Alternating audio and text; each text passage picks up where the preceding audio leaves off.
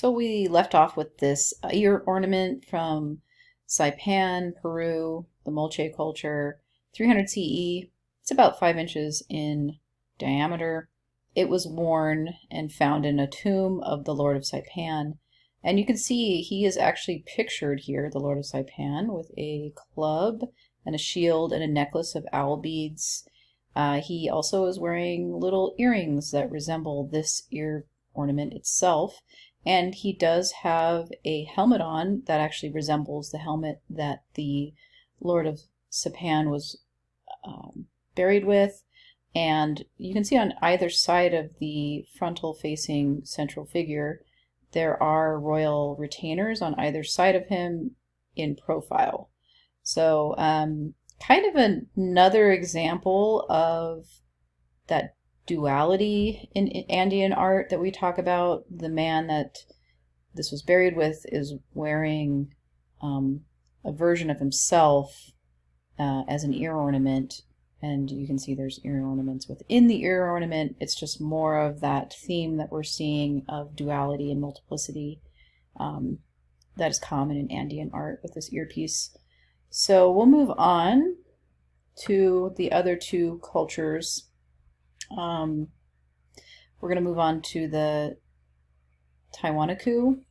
And this was named after the archaeological site on the northern shore of Lake Titicaca in northwestern Bolivia. The Tiwanaku culture flourished for nearly a millennium, adjacent to the coastal area, as well as other highland regions extending from southern Peru to northern Chile. Tiwanaku was an important ceremonial center. They had a lot of grand buildings. This is an example of some large architecture, megalithic architecture. This is an imposing gateway. Gateway of the Sun, Tiwanaku, Bolivia, Tiwanaku, 375 to 700 CE, stone. 9 feet 10 inches high, so quite large, monolithic block, basically pierced by a single doorway, as you can see. It was moved in ancient times from its original location, but it now forms part of an enormous walled platform. There is a relief here at the top. It's basically a Tiwanaku version of the Chavin staff god. It's presented frontally, it's larger than all the other figures. Rays project from its head. Many of those rays terminate in puma heads, which is basically the highlands' fiercest predator. So it shows a lot about power here. The staff god, they're thinking, is possibly a sky and weather deity rather than a sun deity. It appears in art, the staff god appears in art throughout the Tiwanaku horizon or period. There are smaller figures also on this gateway. Many are winged and have human or condor heads. So the condor is a very impressive carnivore. It's the largest raptor in the world, so we're seeing a lot of power here. And then sky and earth beings are converging on this gate.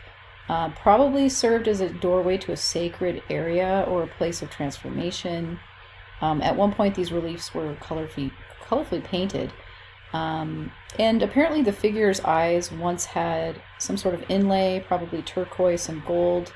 It was probably very beautiful at one point. So that's an example of Tiwanaku monumental architecture. So we'll talk about the Wari next. It's the next civilization. So they are highly skilled weavers, much like the Paracas. Although there's fewer textiles that survive from the Wari because they lived in more of a damp area of the highlands. But there's a lot of examples of, weavings. And so we can get a glimpse at the Wari culture through their weaving. This is the Lima tapestry tunic from Peru, Wari, 500 to 800 CE. Wari weavers fashion cloth from both wool and cotton, just like the Paracas predecessors did, but they're different in style. Paracas weavers embroidered motifs onto the plain woven surface, whereas Wari's counterparts wove the designs directly into the fabric. So the designs are made out of the fabric woven together, whereas the Paracas had a plain fabric that they embroidered on top of. So they are made differently. The weft threads of Wari designs are very dense.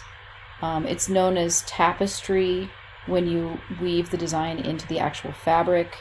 There are over 200 weft threads per inch, which is a very high amount. A lot of Wari designs are very abstract to where it's unrecognizable. It just looks like a pattern. This is tunic here, the Lima tapestry.